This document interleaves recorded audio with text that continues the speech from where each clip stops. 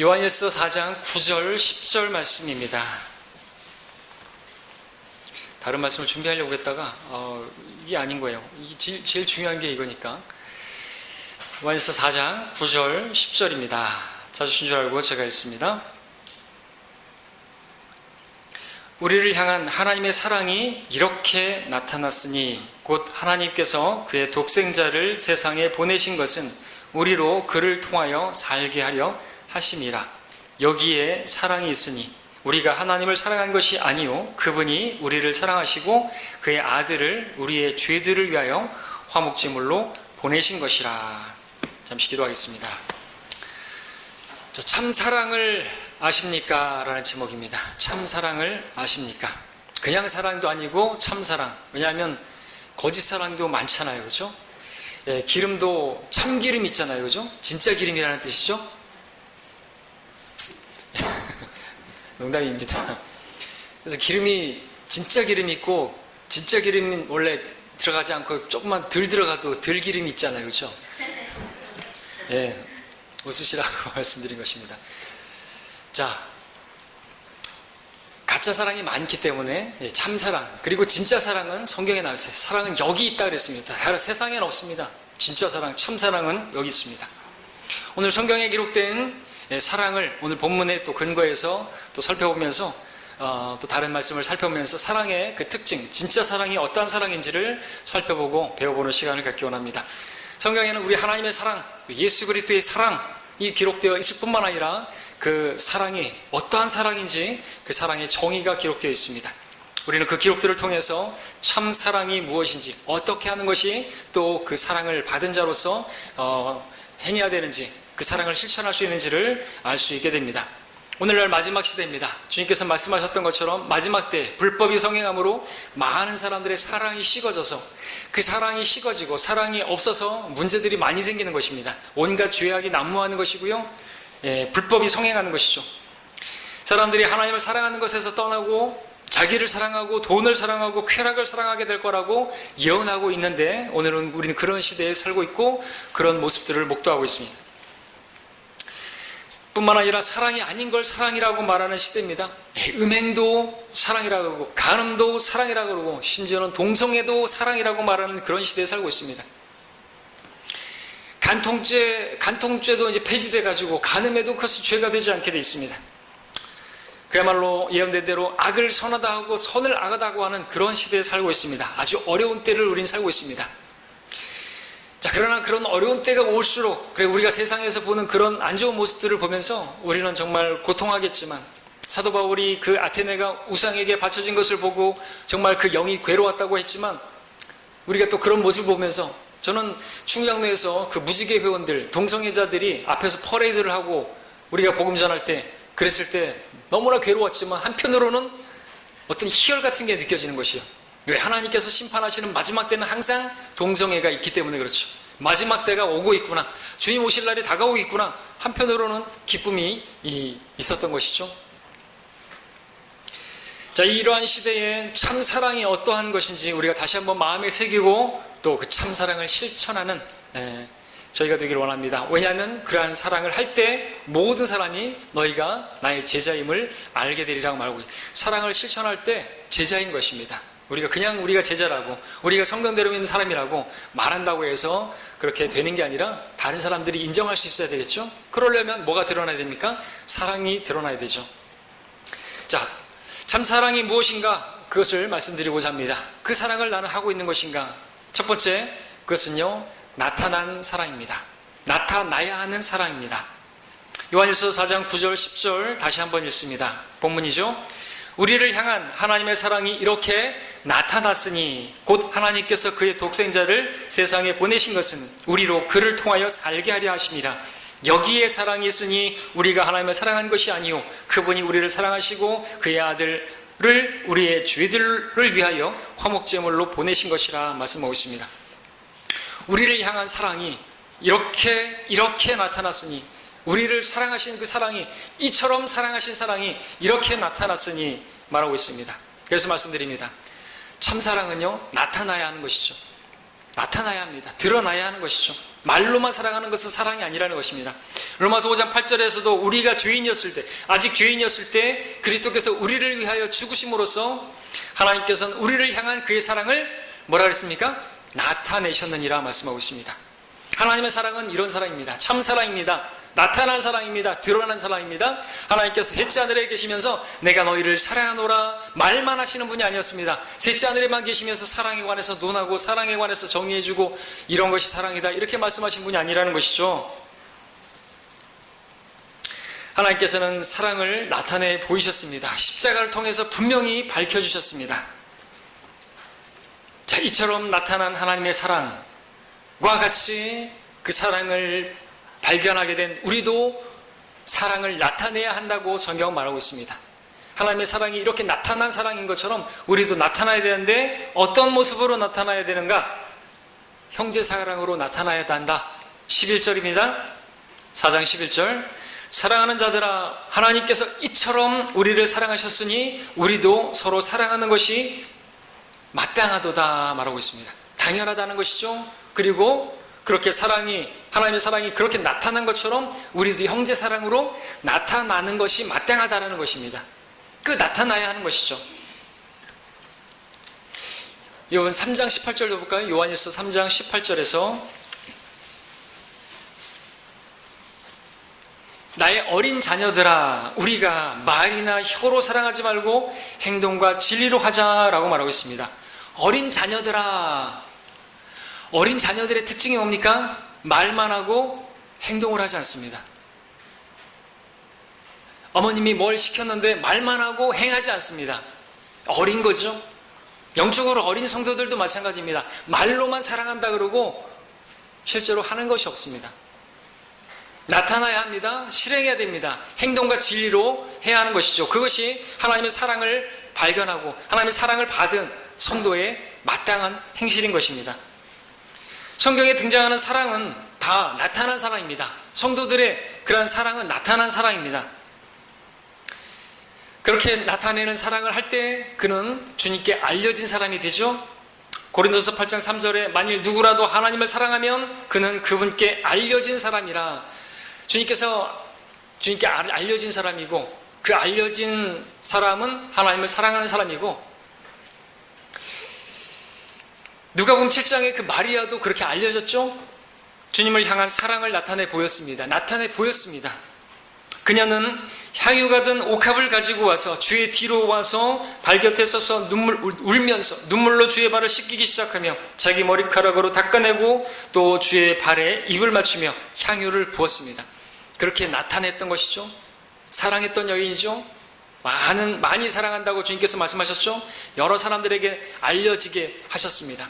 주님을 사랑하는 자는 주님께 알려지는 법입니다. 근데 그 집의 주인이었던 바리새인 시몬은 어떤 사람이었습니까? 그는 주님을 사랑하지 않는 사람이었습니다. 주님께서 그에게 말씀하셨습니다. 내가 이 여인을 보느냐? 내가 너의 집에 들어올 때 너는 나에게 발 씻을 물도 주지 아니하였으나 이 여인은 눈물로 내 발을 씻고 자기 머리카락으로 닦아내오느니라. 너는 나에게 입 맞추지 아니하였으나 이 여인은 내가 들어올 때부터 내 발에 입 맞추는 것을 쉬지 아니하였느니라. 너는 내 머리에 기름을 붓지 아니하였으나 이 여인은 내 발에 향유를 부었느니라. 아무것도 하지 않는 것이 바리새인이자 말로만 하는 사랑, 말로만 하는 것은 바리새인 신앙이 되는 것입니다. 자, 성경이 말씀하시는 참사랑 이렇게 다른 사람들에게까지 드러나게 되어 있습니다. 그 향유가 드러나는 것처럼 사람들에게 맡아지는 것처럼 주님을 사랑하는 사랑은요 감춰질 수가 없는 것이고 숨겨질 수가 없는 것입니다. 어떤 형태로든지 드러나게 되어 있습니다. 그런 사랑을 하게 되면 주위 사람들이 우리를 주님의 제자인 줄 알게 된다고 말씀하셨죠. 너희가 서로 사랑하면 주님을 사랑하는 것 그건 당연하고 주님을 사랑하기 때문에 우리가 서로 사랑하게 되면 모든 사람이 너희가 나의 제자인 줄 알리라고 하시더라 그랬습니다. 그렇죠? 이렇게 보면은 저분은 정말 주님을 사랑하는 사람이다 라고 다른 사람이 인정할 수 있는 사람, 그 사람이 주님을 사랑하는 사람이에요. 같이 우리가 예배하고 섬기고 있지만 그런 평판을 못 듣는다면 우리는 분발해야 되는 거죠. 정말 저 성도가 하나님 사랑하는 사람 맞아? 하나님을 사랑하는 자가 맞아? 이런 의심을 하게 그런 신앙생활하면 안 되는 것이죠. 그렇죠? 예. 찬양을 해도 얼굴에 막 먹장 낀 얼굴을 하고 그러고 찬양을 하고 교회를 와도 마치 도살장에 끌려온 것 같이 그러고 있고 그게 무슨 하나님을 사랑하는 것입니까? 하나님 전혀 사랑하지 않는 것 같이 의무적으로 주일이니까 뭐 안식일 지키듯이 그렇게 나와 있는 건 하나님 받으시는 게 아니잖아요. 그런 찬양 받으시지 않고 그런 예배 받으지 않고 그런 예배 주일을 지켰다고 해서 아무 의미가 없는 것입니다. 그렇게 예배를 드릴 만한 그런 예배를 받으시는 분이 아니잖아요. 우리를 얼마나 사랑하셨는데 나를 위해서 내 죄 때문에 죽으셨는데 내가 받을 벌을 대신 받으셨는데 내가 가야 할 지옥을 대신 다녀오셨는데 그래서 내가 지옥을 가지 않게 하셨는데 어떻게 그런 분께 사랑한다고 고백하는데 립싱크를 하냐 이거죠.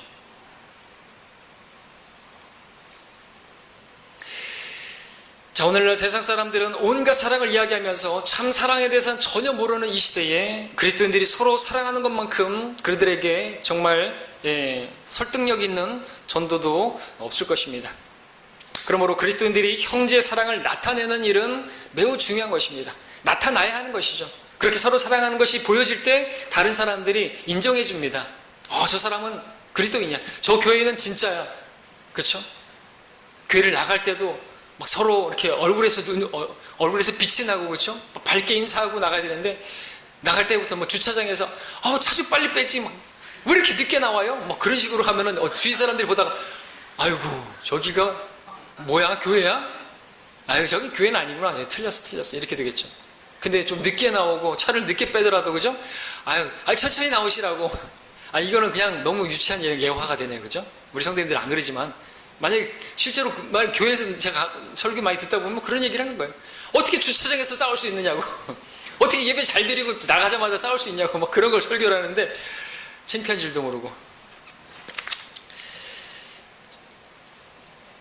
자, 근데 이렇게 중요한 나타나는 사랑, 형제 사랑, 이게 어려운 일인 것입니까? 그리스도인에게? 전혀 어려운 게 아니죠.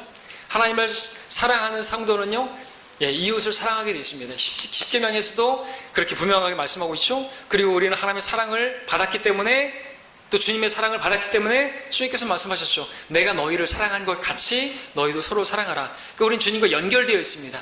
하나님과 연결되어 있습니다. 십계명에서도 구약에서도 그것을 말씀하고 있습니다. 하나님께서 그렇게 사랑하셨고 그렇게 돌봐주셨는데 그런 사랑을 받은 사람이 이웃을 사랑하고 형제자매를 사랑하는 것은 불가능한 게 아니고 그것은 어려운 것이 아니고 그것은 무거운 것도 아닌 것이죠. 그렇게 사랑하는 것은 전혀 이상한 게 아닙니다. 그 사랑을 뜨겁게 하는 것도 전혀 무리는 아닙니다. 무엇보다 서로 뜨겁게 사랑하라. 이는 사랑이 허다한 죄들을 덮기 때문이라 말씀하고 있습니다. 문제는 여기 있죠.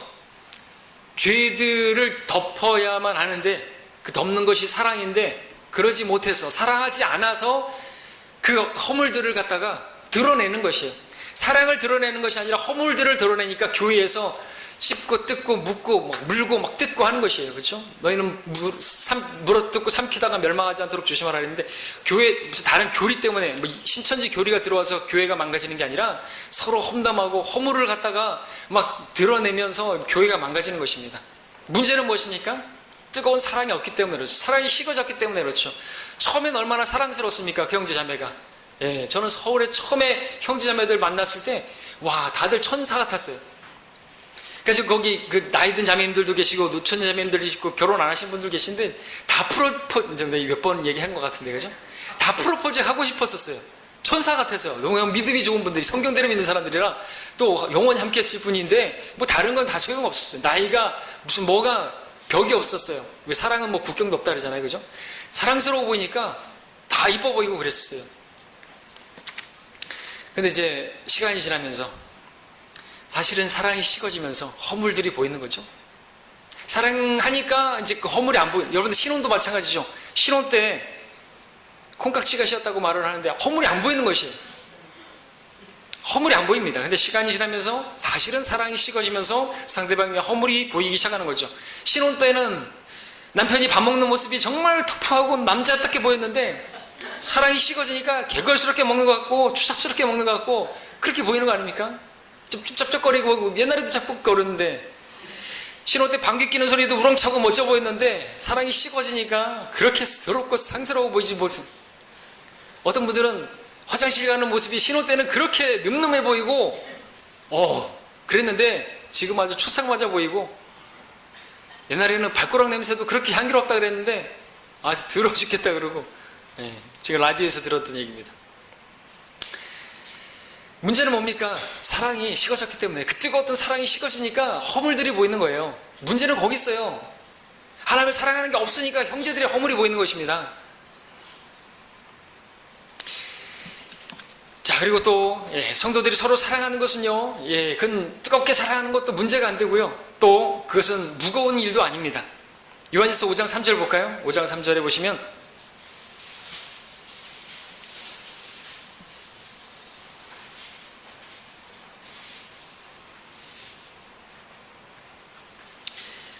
하나님을 사랑하는 것은 이것이니, 사랑하는 것이 이것이니 곧 우리가 그의 계명들을 지키는 것이라. 그의 계명들은 무거운 것이 아니니라. 그렇습니다. 당연하죠. 어떻게 그 계명이 무겁겠습니까? 하나님을 사랑하면요, 그분께서 말씀하신 것들이 무거운 게 아니죠. 예를 들어 볼게요. 어떤 남자가 끈질긴 청혼 끝에 그가 사랑하던 여인에게서 이제 결혼 승낙을 받았어요. 근데 그 여인이 그 남자에게 나도 부탁이 있다고, 이것만 들어주면 고맙겠다고, 뭐냐고 말해보라고, 5가지로 일단 정리를 했습니다. 첫 번째, 앞으로 저만 사랑하는 겁니다. 두 번째, 제 눈에서 눈물 흐르지 않게 해주세요. 세 번째, 제 마음 아프지 않게 해주십시오. 네 번째, 제가 힘들 때 저를 도와주세요. 그리고 다섯 번째, 내가 어려울 때 나를 위로해 주세요. 그 남자가 듣고 뭐라고 할까요? 정말 끈질기게, 정말 사랑해서 10번째가 안 넘어가는 나무 없다고 그렇게 해서 그렇게 구애하다가 그 사랑이 이제 녹아져서 그 여인이 받아들이고 그렇게 했는데, 그 요구가 어렵게 느껴질까요? 지금 이 5가지가 무거운 것일까요? 어떻게 생각하세요? 그 남자가 듣고 나서 기가 막혀서, 그럼 어떻게 지켜? 너무하네, 나 이거 취소할래, 이러겠냐는 것이죠. 아닐걸요? 그렇게 콩깍지가 뒤집어 써가지고 그렇게 따라다니고 그렇게 해서 겨우 사랑을 받아냈는데 이제 앞으로 저만 사랑해 주세요. 당연하죠. 내 눈에서 눈물이 흐르지 않겠어요? 당연하죠. 더 없냐고, 겨우 그거냐고, 더 말해보라고, 그보다 더한 것도 내가 실행하겠노라고, 내 왕국의 절반도 주겠노라고, 그러지 않겠어요? 에스더에게 그 아하수르의 왕이 말했던 것처럼 겨우 그거냐고, 더 말해보라고, 내가 내 왕국의 절반을 주겠노라고. 그 남자 같은 경우는 더 말해보라고, 내 생명도 당신을 위해서 줄 수 있다고. 그게 사랑 아닙니까? 그렇게 말하지 않겠습니까? 그렇다면 우리도 마찬가지죠. 하나님을 사랑하는 것이 이것이니 그 계명들은 무거운 게 아닌 것이죠. 여러분, 야곱이 라헬을 사랑해가지고 무려 7년을요 불과 며칠로 만들어버린 거 아닙니까? 7년 봉사하는 게 뭐가 어려운 거예요? 불과 며칠처럼 지나가 버린 거예요. 저희 집사람하고 제가 교제할 때 영월까지 가는데 2시간 넘게 걸렸는데요, 그 길도 막 꼬부랑길이고, 지금 길이 좀 좋아졌지만 가는 길 하나도 안 어려웠어요. 가는 길이 진짜 한 20분 만에 가는 것 같았어요. 교제할 때는 그랬단 말이죠. 근데 만나고 돌아갈 때는 그게 한 40시간 가는 것 같았어요. 너무 힘들더라고요. 사랑의 힘이 그렇게 큰 거예요. 사랑하면 하나도 힘든 게 아니에요. 사랑하라고 주님께서 말씀하셨는데 그거 못 지켜요? 그거 하나? 어렵지 않단 말이죠. 자, 참사랑은 이렇게 나타나는 사랑, 그 나타난 사랑을 우리가 알아서 우리가 또 형제 사랑으로 나타나야 하는, 그것이 우리 형제 자매들이 해야 하는 참사랑인 줄 아시고 실행하시기를 바랍니다. 두 번째, 참사랑은 변함없는 사랑입니다. 우리 요한복음 13장 가서 볼까요? 요한복음 13장 1절입니다.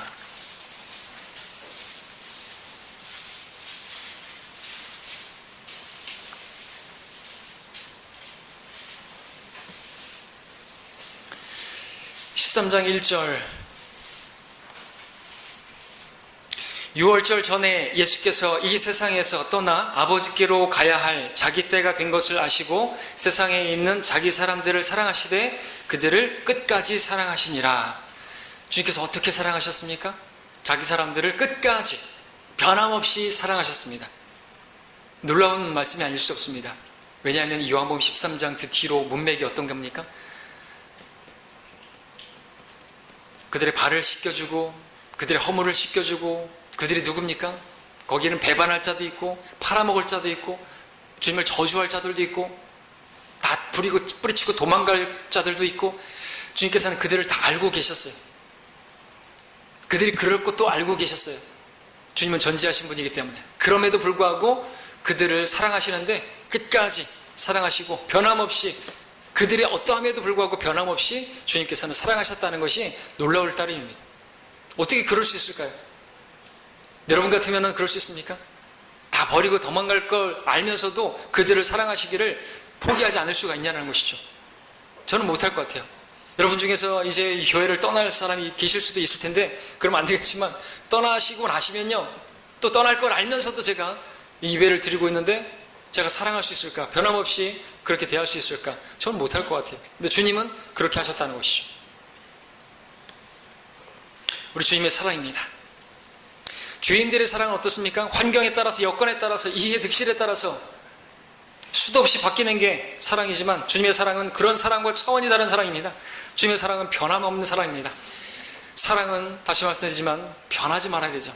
어떻게 사랑이 변합니까? 변하는 것도 사랑입니까? 사랑한다고 말하면서 여러분들 결혼식 때 서로 서약할 때 주례사가 늘 얘기하는 게 뭡니까? 눈이 오나 비가 오나 검은 머리가 팥뿌리가 될 때까지 서로 아끼고 사랑하고 서약했잖아요. 비가 오나 눈이 오나 뭡니까? 어려울 때나 힘들 때나 변함없이 사랑해야 하는 것이 사랑이라는 것을 믿지 않는 사람들도 아는 것이죠. 변하는 건 사랑이 아닌 것입니다. 그 변하는 것에 따라서 사랑도 그 사람이 조금 변했다고 해가지고 사랑까지도 변하면 안 된다는 것이죠. 그것은 믿지 않는 사람들도 하는 사랑이에요. 주님께서는 이렇게 말씀하셨죠. 만일 너희가 너희를 사랑하는 사람들만 사랑하면 무슨 상을 받으리요? 세리들도 그와 같이 아니하느냐? 또 만일 너희가 너희 형제들에게만 무난하면 다른 사람들보다 더 나은 것이 무엇이냐? 세리들도 그와 같이 하느니라. 세리들, 개 취급했던 그 개들도 그렇게 한다는 것이죠. 우리가 개들 키우는데 요즘 반려견이라고 하는데, 개들한테 또 뭐 쇼파 뜯어 먹지 말고 신발 물어뜯지 말고 이렇게 하고 이렇게 하면은 내가 너 사랑해 줄게, 그럴 수는 없는 거잖아요. 개 키우는 사람들도 그렇게 하면서 사랑하진 않죠. 근데 우리가 그런 식으로 사랑해서는 안 되겠죠. 자네가 이렇게 하고 저렇게 하고 나에게 이쁜 짓, 나에게 잘 보이고 내가 마음에 드는 행동만 하면 내가 사랑해 줄게. 이것은 세리들, 이방인들, 개들의 사랑 방식이라는 것입니다. 무슨 뜻입니까? 그렇게 나를 사랑하지 않고 나를 미워해도 사랑하라고 성경은 말하고 있어요. 그 사람이 변해도, 그 사람이 나에게 안 좋게 보여도, 나를 미워해도, 허물이 보여도, 나에게 죄를 지어도 사랑하라고 말하고 있는 것입니다. 왜? 주님께서 나를 그렇게 사랑하셨기 때문에. 내가 죄인이었고 내가 원수 하나님의 원수였고 그런 나를 바라보라는 것이죠. 그럴 때 너를 사랑했다 내가. 주님께서는 또 우리가 그렇게 넘어지고 또 주님을 부인하고 배반하고 그런 거 다 알면서도 사랑하셨다는 거죠. 그러니까 사람을 신뢰해서는 안 되는 거예요. 사람을 신뢰하지 마시고요, 그 사람을 사랑하시라는 것이에요. 왜? 사람을 신뢰할 대상이 못 되고요, 아침 저녁으로 바뀝니다. 우리는 바뀔 수 있어요. 바뀔 수 있습니다. 근데 사랑은 바뀌면 안 된다고 말하는 거예요. 14장 1절을 보시면요, 주님께서 말씀하셨습니다.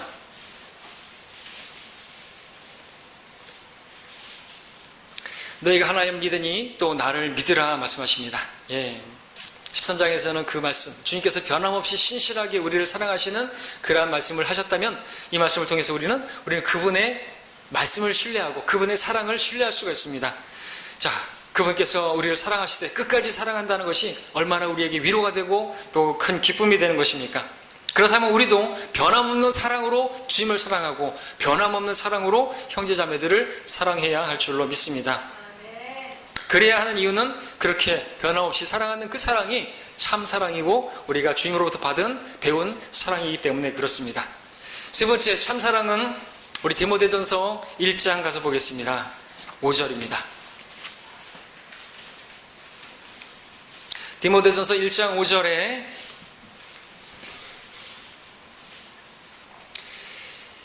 이제 계명의 목적은 순수한 마음과 선한 양심과 가식 없는 믿음에서 나오는 사랑이거늘이라고 말하고 있습니다. 자, 참사랑은 그래서 순수하고 선하고 가식 없는 사랑이다 말씀드립니다. 자, 우리 그리스도인들에게 행해지는 모든 것들, 내가 성경을 읽고 기도하고, 그러니까 이 계명은 하나님의 말씀인데 하나님의 말씀 목적, 성경을 우리에게 주신 목적, 우리가 성경을 배우고 성경을 가르치고 설교하고 설교를 받고 그 모든 것에 따른 그 일들의 결말은 뭡니까? 열매가 뭐가 맺어져야 됩니까? 사랑이라는 것이죠. 모든 가르침과 말씀 선포의 목적은 사랑이어야 된다고 말하고 있는 것입니다. 그러니까 여러분들 하나님의 말씀을 읽고 또 하나님의 말씀을 배우고 또 설교를 듣고 하는 모든 목적은요, 여러분의 지적인 욕구 충족이 되어서는 안 된다는 것입니다. 아, 오늘 좋은 거 배웠어. 오늘 새로운 거 들었어. 여러분들 그렇게 되면은 교만하게 되는 거죠. 지식은 교만하게 만들고 사랑은 세워주는 것이니까. 하나님 말씀을 통해서 지식을 배웠으면 그게 사랑으로 열매가 맺어져야 되는 거예요. 목적이 사랑이라고 말하고 있잖아요. 하나님 말씀을 듣는 것이 내 즐거움이나 내 위란이나 내 평안을 그런 목적이 아니라 내 생활에 어떤 활력이나 어떤 내 생활에 도움이 되는, 내가 어떤 이 사업을 하는데, 내가 어떤 세일즈를 하는데 어떤 성령의 능력을 받아갖고 은혜를 받아갖고 뭔가 좀 해보려고 하는 그런 목적이 아니라 사랑이라는 것이죠. 하나님 사랑, 형제 사랑, 그 목적으로 하나님 말씀으로 하나님과 교제한 사람이, 그게 하나님의 말씀을 주신 목적인 것이죠. 주님께서 율법의 그 목적을 말씀하셨습니다. 두 가지로 딱 말씀하셨죠. 마음을 다하고 생각을 다하고 힘을 다하고 다해서도 주 하나님을 사랑하고, 둘째는 이와 같으니 내 이웃을 내 자신과 같이 사랑하는 것이라. 이들보다 더 큰 다른 계명은 없다 그랬습니다. 10계명을 2계명으로 만드셨는데 그것은 하나님 사랑, 이웃 사랑이라고 하죠. 왜요? 하나님은 사랑이시기 때문에 그렇습니다. 그래서 디모데전서 1장 5절을 다시 말하면 이렇죠. 계명의 목적은, 하나님 말씀을 주신 목적은 순수한 마음에서 나오는 사랑, 선한 양심으로에서 나오는 사랑, 가식 없는 믿음에서 나오는 사랑, 그 사랑으로 형제자매를 사랑하는 것, 하나님을 사랑하는 것, 그것을 목적으로 성경이 있다 이거죠. 말씀이 있다는 거죠.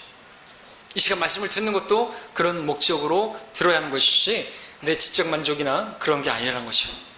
그리스도인의 모든 가르침의 최종 산물은 하나님 사랑, 이웃 사랑이어야 한다는 것입니다.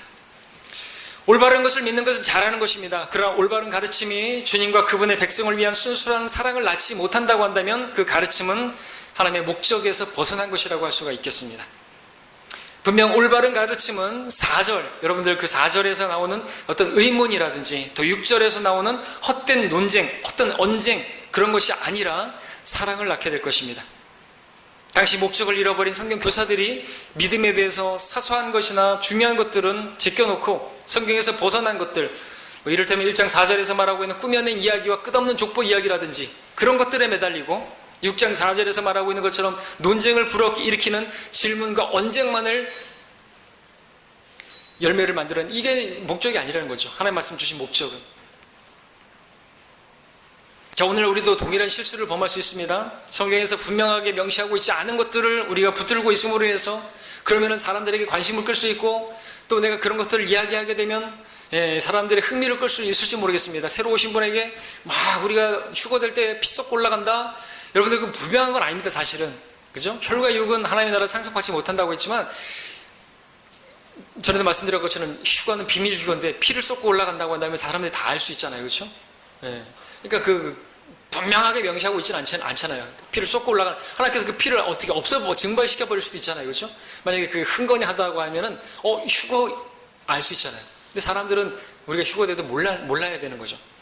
그렇다고 한다면 그것에 대해서 우리가 분명하게 그렇다라고 또 그렇게 새로 오신 분에게 그런 거 얘기하면 나를 주목하게 만들고, 나를 신뢰하게 만들고, 나를 동조하고 그렇게 만들 수는 있지만, 그건 사랑과는 사랑이 아닌 거죠. 사랑은 세워주는 것인데, 그 사람을 세워주는 게 아니라 나를 세우기 위해서 그런 말을 하는 것이겠죠. 분명하지 않은 어떤 UFO라든지 무슨 예수회라든지 그런 것들 이야기하고, 그런 거 얘기할 게 없는 거, 필요 없는 것이에요. 프리메이슨 얘기하고 그런 거 얘기할 필요 없습니다. 요즘 인터넷에서 평평지구를 이야기하고, 우리 성경침 얘기했던 그 사람 평평지구, 지구가 평평하다고 그거 놀이하느라고 시간을 다 뺏기고, 그래서 어쨌다는 것이죠. 지구가 평평하다고. 그래가지고 성경을 가지고 얘기한다고. 킹잼 성경 가지고 얘기한다고. 그러면서 킹제임스 성경을 통해서 분명히 지구는 평평하다는 것을 막 입증을 하는데, 그러면서 이제 성경 침례교회 사람들은 다 성경을 안 믿는다고 그런 식으로 얘기하는 것이. 어쨌다고요, 그래서. 자, 우리는 동일한 그런 실수를 범할 수 있습니다. 말씀에서, 목적에서 벗어날 수 있습니다. 논쟁하고 언쟁하고, 그래서 어쨌다는 것이. 하나님 사랑하는 거 맞습니까? 말씀의 목적은 순수한 마음에서 나오는 사랑이고, 선한 양심에서 나오는 사랑이고, 가시가 없는 믿음에서 나오는 사랑인 것입니다. 순수한 마음에서 나오는 사랑은 불순한 동기가 숨어있지 않은 사랑인 것입니다. 선한 양심에서 나오는 사랑은 악함을 찾아볼 수 없는 사랑이죠. 가시가 없는 믿음에서 나오는 사랑, 가면을 쓰는 거 없이, 노림수 없이 그렇게 주님을 사랑하는 것입니다. 오늘 내가 예배 드렸으니까, 내가 헌금을 했으니까, 하나님 기브 앤 테이크니까 주십시오, 이런 거 없는 거, 가식 없이, 그죠? 그렇게 주님을 사랑하는 거, 그와 같은 사랑으로 하나님 사랑하고 형제자매 사랑하는 것이 참사랑인 것을 알기 원합니다. 네 번째, 참사랑은 진리와 함께하는 사랑입니다. 제가 찾지 않습니다. 빌립보서 1장 9절에 내가 이것을 기도하노니 너희의 사랑이 지식과 모든 판단에 있어서 더욱 풍성하게 되기를 바란다고 말하고 있습니다. 너희의 사랑이 지식과 모든 판단에 있어서 풍성하게 되기를 바란다는 것이에요. 지식과 판단이 겸비된 사랑을 말합니다. 우리와는 좀 거리가 먼 것처럼 들리죠? 여기서 지식은 진리를 말합니다. 진리의 지식에 비추어 봐서 그것을 판단해서 사랑을 그렇게 풍성하게 하라는 것이죠. 그러니까 사랑에 관해서 누가 이야기한다 할지라도 그 진리의 지식에 비추어 봐서 그것이 판단되어졌을 때 그걸 사랑해야지 아무렇게나 사랑하는 거 아니라는 거죠. 진리로 판단나지 않는 사랑은 사랑이 아닌 것이 많습니다. 고린도서 13장 사랑장 6절에서도 사랑은 불의를 기뻐하지 않고 진리를 기뻐한다 그랬습니다. 진리를 기뻐한다면 진리로 판단을 해야 되겠죠? 불의를 기뻐하지 말아야 되겠죠? 그것이 사랑이기 때문에 그렇습니다. 우리는 사랑이 무엇인지 판단할 수 있어야 됩니다. 사랑은 관대함이 아닙니다. 사랑은 모든 것을 수용하는 게 아닙니다. 사랑은 아무것도 차별하지 않는 것이 아닙니다. 차별 금지, 성소수자도 사랑하라, 이게 사랑입니까? 차별 금지가 사랑입니까? 관대한 게 사랑입니까? 진리로 판단해야 되겠죠. 사랑은 아무도 비판하지 않는 것이 사랑이 아닌 것이에요. 성경적인 사랑은 하나님 말씀에 의한 지식과 판단에 의한 것입니다. 판단 결과 진리가 아니라고 한다면, 불이라고 한다면 그것을 기뻐하지 않을 뿐만 아니라 오히려 책망할 수가 있어야 되는 거죠. 감추인 사랑보다 드러나게 책망하는 것이 더 낫다고 말하고 있습니다. 여러분들, 예수님께서 바리새인들을 공공연하게 화했을지어다 말씀하시면서 책망을 하셨는데 그 주님께서 사랑이 없는 겁니까? 아닌 것이죠. 말씀대로 하지 않는 것에 대해서 나를 사랑하면 내 말들을 지키라 그랬고, 사랑하지 않고 그러면 하나님께서 질투하시는 것입니다. 질투는 불처럼 타오르게 만드는 겁니다. 사랑과 질투는 함께하는 것이죠. 여러분, 바울이 베드로가 위선적인 행동을 했을 때 공개적으로 책망을 했죠. 어떻게 유대인으로서 유대인으로 살지 않으면서 어떻게 이방인들을 그렇게 유대인처럼 살도록 강요하느냐 하면서 아주 보기 좋게 드러나게 책망을 했습니다. 그랬을 때 바울에게 사랑이 없었던 것입니까? 아닙니다. 그건 사랑으로 하는 것이에요. 자녀가 잘못 행하고 있는데 꾸짖어야죠. 호되게 혼내야죠. 매를 들어야죠. 자기를 사랑하지 않는 자는 매도 들지 않는다고 말하고 있지 않습니까? 바울이 목회서신서에서 알렉산더 후메네오 같은 거짓 교사들, 타협자들, 배교자들을 언급했고 이름을 밝혔는데 사랑이 없어, 그겁니까? 아니에요. 오해하지 말아야 되는 것이죠. 경계를 해줘야 되는 거잖아요. 그렇죠? 오늘 교회의 통합을 외치는 자들, 어리석을 정도로 사랑의 정의를 혼동하고 있고 사랑의 방향도 혼동하고 있습니다. 사랑의 방향은 하나님께로 향해야 되는 거죠. 근데 인간의 사랑만을 막 이야기하면서 하나님 사랑에 관해서는 거의 말하지 않습니다. 진리를 말하지 않습니다. 첫째가 하는 계명은 이웃을 사랑하는 것이 아닙니다. 그것은 둘째죠. 첫째는 하나님을 혼과 생각과 마음을 다해서 사랑하는 것입니다. 근데 종교통합주의자들은 모든 교파들이 가르치는 교리가 무엇이든지 상관하지 말고 그들 모두를 사랑하는 것이 필요하다고 말하고 있습니다. 신복음주의자들은 우리들의 주의 목표는 교리적 차이를 제거하고 믿는 자임을 주장하는 사람들 가운데 연합을 강조하는 것이다. 에큐메니컬 복음주의 철학의 기본 개념 중에 하나는 사랑이 진리보다 더 중요하다는 것입니다. 에큐메니컬 복음주의자들은 말하기를 사랑은 하나됨을 이루지만 교리는 하나됨을 깨트린다고 말하는 것이 공교 있는 거예요. 그러니까 그들이 어떻게 말하든지 간에 멋지게 말하는 것처럼 말하든지 대단한 사람이 말한다 할지라도 성경적인 참사랑은 그분의 말씀에 비춰서 그 지식으로 판단을 해야 사랑이 가능해지는 것입니다. 나를 사랑하는 사람은 내 말들을 지키리니 그러면 나의 아버지께서 그를 사랑하실 것이요 나를 사랑하지 않는 자는 나의 말들을 지키지 아니하느니라 말씀하고 있습니다. 하나님의 말씀을 지키지 않고 말씀에서 벗어나게 뭔 말을 했든지 그건 사랑이 아닌 것입니다. 하나님께서 그를 사랑할 리가 없습니다. 오히려 그들은 하나님께서 쫓아버리시게 될 거죠. 바깥 흑암에서 던져지게 될 것입니다. 자, 진리를 지키고 진리를 따라서 판단하고 여러분들 사랑하는 그 사랑이 진리와 함께하는 것이 사랑임을 여러분들이 알기 원합니다. 다섯 번째, 마지막으로 에베소서 함께 보겠습니다. 에베소서 4장 15절 16절입니다.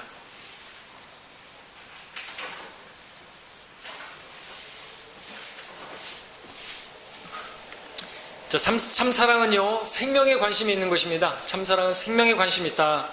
4장 15절 16절 오직 사랑 안에서 진리를 말하며 우리가 모든 일에 성장하여 그에게 이르리니 그는 머리시며 곧 그리스도시라. 그로부터 온 몸이 각 부분의 분량 안에서 효과적인 역사를 따라 각 마디를 통하여 공급을 받아 알맞게 결합되고 체격이 형성되어 몸을 성장시키며 사랑 안에서 몸 자체를 세워나가느니라 말씀합니다. 자, 에베소 4장 이 말씀은 진리와 사랑의 관계를 말하고 있죠. 만약 우리가 성경을 쓴다고 한다면 16절의 마지막 부분을 이렇게 썼을지 모르겠습니다. 진리 안에서 몸 자체를 세워나가느니라.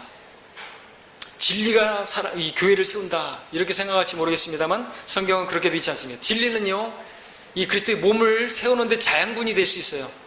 그러나 이 자양분이 알맞게 체격을 형성하고 결합되어지고 몸을 성장케 하는 데 있어서는요 그 지체들의 그 약함도 담당할 수 있는 사랑이 필요한 것이에요. 그래서 사랑 안에서 몸 자체를 세워가느니라 말하고 있습니다.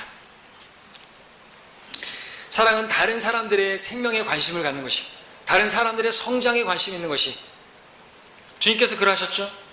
항상 생명에 관심이 있어요. 그렇다면 우리도 나만 구원받으면 되고 나만 성장하면 되고 나와 하나님과의 관계만 중요하고 다른 주변 사람들은 생각하지 않는 그런 생각은 아주 못된 생각이고 나쁜 생각입니다. 그리스도인들은 자기는 없고 오직 다른 사람만 있어야 돼요. 우리에게 자유가 있다고 해서 내 마음대로 하고 그래서는 안 되는 것이에요.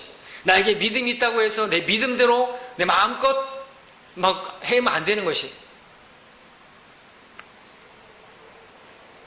우리 고린도전서 말씀 볼까요? 8장 13절입니다.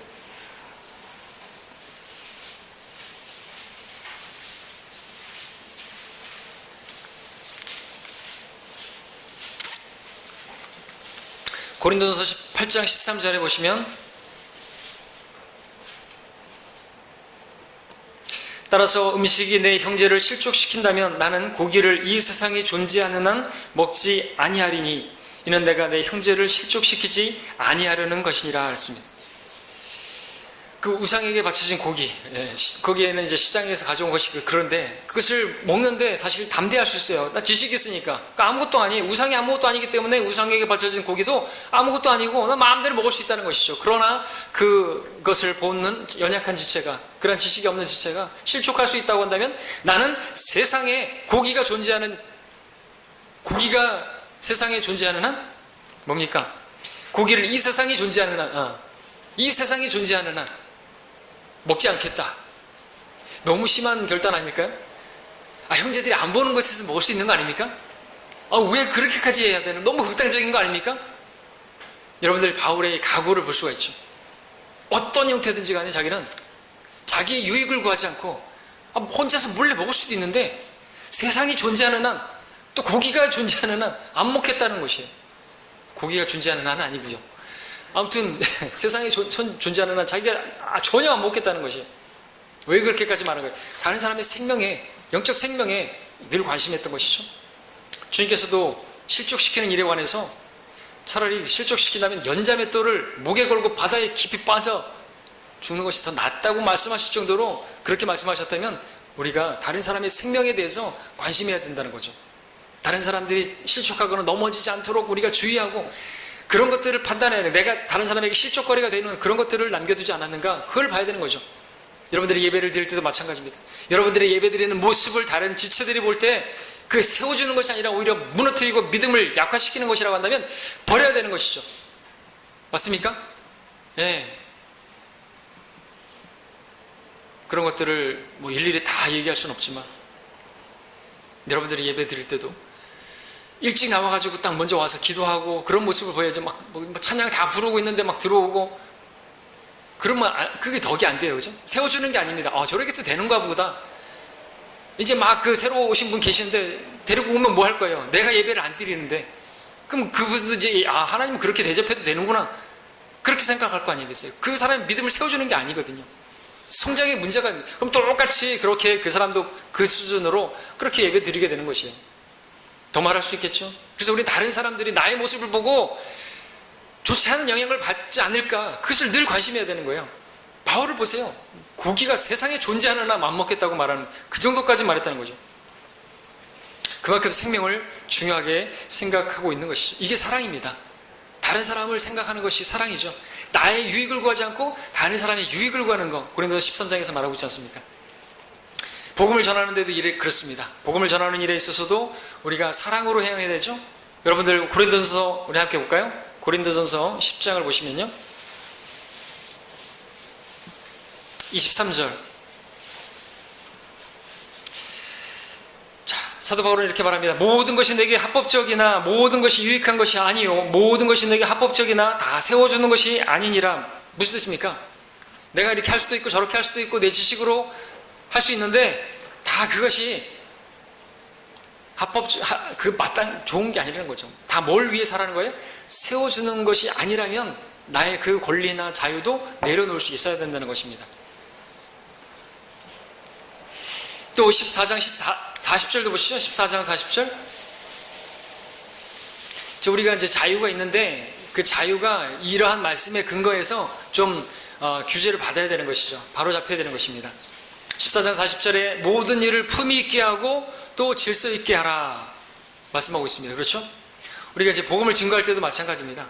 합법적이라고 해서 맞는 말이라고 해가지고 예수님 안 받아들였으니까 지옥 간다고 그렇게 협박하고 그러면 안 돼요. 말은 맞죠. 지옥 가는 건 맞죠. 그래놓고 나는 잘했다고 가는 곳을 알려줬으니까.